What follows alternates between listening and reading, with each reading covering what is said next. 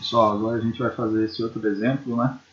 Ele é um caso parecido com o caso anterior, que a gente vai, eu digo em termos de cálculo de momento de inércia, a gente vai usar o teorema dos eixos paralelos. Daí, se vocês olharem, a gente tem lá dois pontos para analisar, um ponto A e um ponto B, né, aqui na bordinha, ó, ponto A aqui em cima, numa borda interna, e um ponto B aqui embaixo em uma borda externa.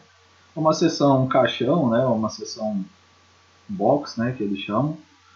Se a gente olhar lá, ela vai ter um eixo aqui, né, e outro eixo aqui, né, que são os eixos que a gente normalmente referencia, né, eixo Y e eixo Z, ou eixo X e eixo Y. O que a gente precisa entender? Na nossa situação, ele está indicando que o momento está abrindo as nossas... Daí só para a gente fazer a pré-análise, né, que seria a introdução à situação. A gente tem lá, ó, o momento fletor indicado na figura, atua no plano vertical, determine as tensões normais no ponto A e ponto B sobre a seção transversal mostrada. Se você olhar lá, a gente tem um momento de 15 kN e ele está girando, né, para essa referência no sentido horário. Ele está girando no sentido horário.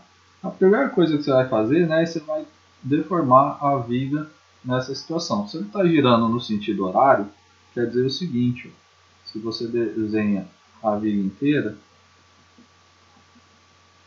vai ter uma seção parecida com essa, em que você tem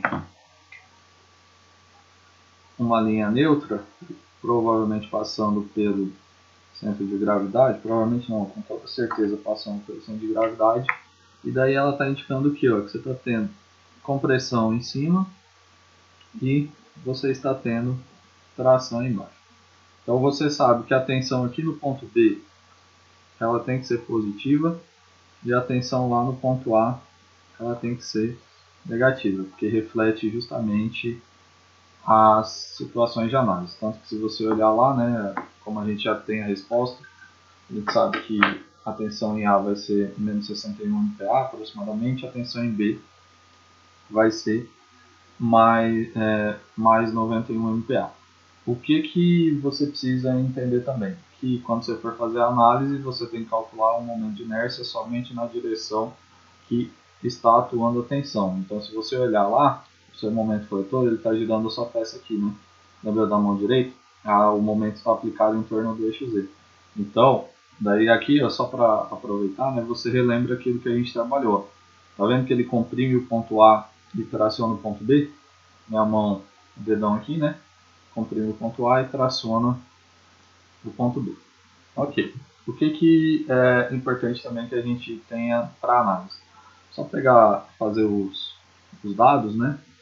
Se você pegar os dados, o nosso momento, ele é o 15 kN por metro, 15 vezes 100, a gente vai ter um momento de 1500 kN vezes centímetro. E quando a gente for analisar a geometria, a gente vai precisar, né, quando a gente for pegar os pontos, a gente vai precisar de dois y. O y do ponto A, a gente sabe que o CG vai estar no meio desse 12 centímetros, ou no caso, se a gente pegar aqui 20, 80, 20, né, 120 milímetros, 12 centímetros, a gente vai ter que o ponto y, ele é justamente, o ponto YA é justamente 40 milímetros ou 4 centímetros. E o ponto do YB vai ser justamente 80 dividido por 2, 40, mais 20, 60 milímetros, ou no caso 6 centímetros. Ok, então eu já fiz uma pré-análise, eu já sei o que eu tenho que fazer. E agora eu começo a minha rotina de cálculo propriamente dita. Então, se você olhar lá, para começar a rotina de cálculo, a gente tem que definir quais vão ser as nossas formulações. Então a gente vai calcular Momento de inércia em uma seção que eu tenho as peças não posicionadas no CG, então eu vou ter um momento de inércia, que vai ser o que eu conheço como base vezes a altura ao cubo, dividido por 12, somado com o eixo paralelo, né, que vai ser a área da minha peça, vezes uma distância d ao quadrado. Ok. Por que eu preciso entender isso? Porque quando eu for fazer a minha inércia, eu vou olhar lá para a seção, eu posso dividir a minha seção da seguinte forma. Fica até mais fácil a gente fazer a análise. A nossa seção, teoricamente, ela é isso. Ela é uma caixa. Mas eu posso transformar ela em vários pedacinhos iguais. Posso transformar aqui em uma área que eu vou chamar de área 1, outra área que eu vou chamar de área 2, uma área que eu vou chamar de área 3 e outra área que eu vou chamar de área 4. Daí, olhando para essa figura, e o que você tem, né? Só vou trazer as dimensões lá, já trago elas em centímetros. Essa peça aqui, ó, ela mede aqui em cima 40 com 40, né? Então eu tenho 80 milímetros, ou no caso 8 centímetros. Essa espessura aqui, ela mede 20 milímetros, ou no caso 2 centímetros. Essa altura aqui, ela mede 80 milímetros, ou no caso 8 centímetros. E essa outra altura aqui mede 2 centímetros. Se eu olho a espessura aqui das áreas 3 e 4, né, eu vou botar elas aqui embaixo, eu tenho a espessura de 2 centímetros também. Então, eu tenho 2 centímetros aqui e 2 centímetros aqui. Fazendo essa análise, eu percebo que as minhas áreas 1 e 2 são iguais, então, consequentemente, a inércia 1 vai ser igual à inércia 2. E, da mesma forma, a inércia 3 vai ser igual à inércia 4. Então, quando eu for calcular a minha inércia total, ela vai ser a soma da inércia 1 mais a inércia 2 mais a inércia 3 mais a inércia 4. Ou duas vezes a inércia da área 1 e duas vezes a inércia da área 3, por exemplo. Assumindo que elas são idênticas. Ok? Fiz isso, já entendi como vai funcionar a minha inércia. O procedimento de cálculo, essa daqui eu vou chamar de equação 1, essa daqui de equação 2, né? E a minha equação 3, essa equação que eu já estou habituado, né? Momento vezes uma posição y, que no nosso caso vai ser y, y, b, que a gente vai calcular a tensão em cada um dos pontos. Então esse vai ser a minha rotina de cálculo, eu já tenho as cotas da minha peça, eu já sei como que eu vou fazer esse procedimento de cálculo. Eu não preciso me preocupar com uma peça simétrica, né? O meu YCG ele vai estar justamente na metade dessa altura, né, de 12 centímetros, ou no caso, na posição de 6 centímetros. Então, ó, meu YCG ele está cotado aqui. Se eu pego lá o centro de gravidade, o centro de área vai estar aqui. Pois é, 6 centímetros. Eu uso esse YCG para referenciar a minha peça. Como ele corta as áreas 3 e 4, essa parcela ali vai ser zero quando eu for fazer o teorema dos eixos paralelos. Então, agora eu vou lá e vou começar o cálculo propriamente dito. Então, esse é o cálculo. Vai ser... Esse é o passo 1, né? E esse aqui é o passo 2. Então, quando eu for fazer o cálculo, a primeira coisa que eu vou calcular é o momento de inércia.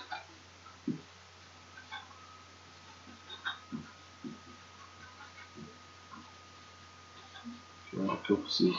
Então, quando eu estou calculando o momento de inércia, eu vou lá. O momento de inércia em torno do meu eixo de análise vai ser duas vezes o que eu vou chamar de inércia 1, né? Mais duas vezes o que eu vou chamar de inércia 3. Lembrando, tá? Vou deixar anotado aqui em cima para você não esquecer, né? A inércia 1 é igual à inércia 2, assim como a inércia 3 é igual à inércia 4. Então, se eu for pegar os dados da minha seção, certo? Os dados da minha seção, aqui, eu tenho lá, para peça 1, 2 vezes, ok? 8, que é a base, vezes 2, que é a altura, ao cubo, sobre 12, ok? Somado com a área da peça 1, 8 vezes 2, ok? Vezes a distância, que é essa distância aqui, ó. Diferente. É a distância do centro de gravidade dessa peça, que se eu olho lá só para a área 1, ela está com o centro de gravidade dela bem aqui. O centro de área dela é justamente no meio dos 2 centímetros. No caso, o centro de gravidade dela está posicionado a 1 centímetro da borda. Se eu sei que meu YCG é igual a 6 centímetros, quer dizer que daqui até aqui eu tenho a metade de 8, que é no caso 4. Então a distância do meu YCG até o YCG da peça, que vai dar essa distância d ao quadrado, é igual a 5, né? 4 mais 1, 5. 5 ao quadrado. Somado com 2 vezes a base da área 3, ou da peça 3, que é 2 centímetros, vezes a altura da peça 3, que é 8 centímetros. Então eu tenho lá 2 vezes 2, vezes 8 ao cubo, sobre 12, que teoricamente seria somado com a área, 2 vezes 8, vezes uma distância do centro de gravidade da área 3 com o centro de gravidade da peça. Daí você fala bem assim, ó, o centro de gravidade da área 3 está posicionado justamente na mesma distância de 6 centímetros, né? Porque eu tenho lá 2 mais 4, eu tenho 6 e meu YCG é 6. Meu YCG é 6. Então, quando eu for fazer o D, vou só fazer um adendo aqui, eu acho que eu não comentei no outro exercício, mas o que é o D? O D é o Y do seu ponto menos o YCG. Menos o YCG. Como ele é ao quadrado, pode ser também escrito YCG menos o Y do ponto da seção que você está analisando ao quadrado. Então, se der negativo, vai ficar positivo. Então, se a gente for olhar lá na nossa seção, esse valor aqui, eu vou multiplicar essa área, é 0. Então, essa parte aqui, eu tenho ela igual a 0. Então, fazendo essa continha na calculadora, já vai dar a minha inércia total. Vamos lá, vou fazer o primeiro que está dentro de parênteses. 8 vezes 2 ao cubo sobre 12, mais 8 vezes 2 vezes 5 ao quadrado, vezes 2. 810,67. Então a parcela da inércia 1 mais a inércia 2, já multiplicada por 2, é 810,67. Isso vai ser somado com aquela parcelinha ali do lado, né? Que vai ser 2 vezes 8 ao cubo sobre 12 vezes 2, que dá 170,67. 170,67 mais 810,67, você vai ter que a inércia total da sua peça para o seu eixo de análise é 981,34 centímetros a quarta. Então, ok. Calculei a inércia, é a aplicação da minha equação 1 e da minha equação 2. Agora eu vou fazer o cálculo das tensões dos dois pontos. Então, aqui agora eu faço o cálculo da tensão em A e tensão em B. Lembrem-se que o ponto A está na zona de compressão, acima da linha neutra, e o ponto B está na zona de tração, abaixo da linha neutra. Situações engastadas sempre vão resultar nesse tipo de situação. Então, ó, minha tensão do ponto A vai ser igual a 1500, que é o meu momento, vezes o meu y do ponto A, que eu já tinha pego antes, que é 4 centímetros, dividido pela minha inércia, que eu acabei de calcular ali, né? 981,34. Essa é a minha tensão do ponto A. Vamos fazer essa continha. 1500 vezes 4 dividido por 981,34. Então eu tenho que o valor aqui é aproximadamente 6,11 MPa. Então, o que eu tenho que lembrar? Esse ponto A é negativo, porque ele comprime. Ok? E agora eu vou fazer o cálculo do ponto B, que ele é positivo. Eu tenho lá 1500, o ponto B, o y dele é 6. Lembrem-se, tá? Daqui que está saindo os valores, é geométrico.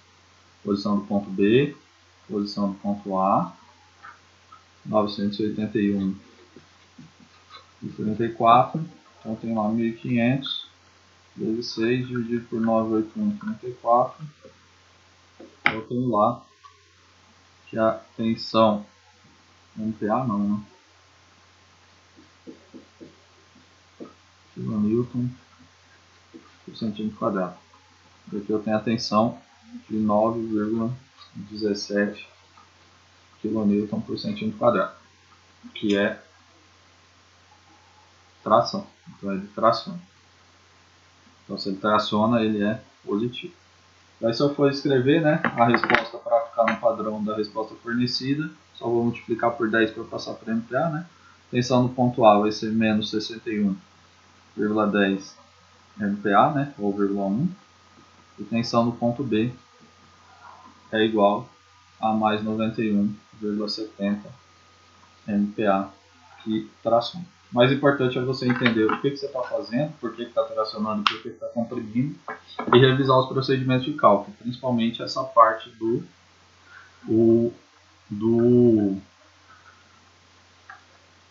momento de inércia, que pode ter gerado alguma dúvida, né? A gente fez alguns em sala de aula, mas sempre pode ter dúvida.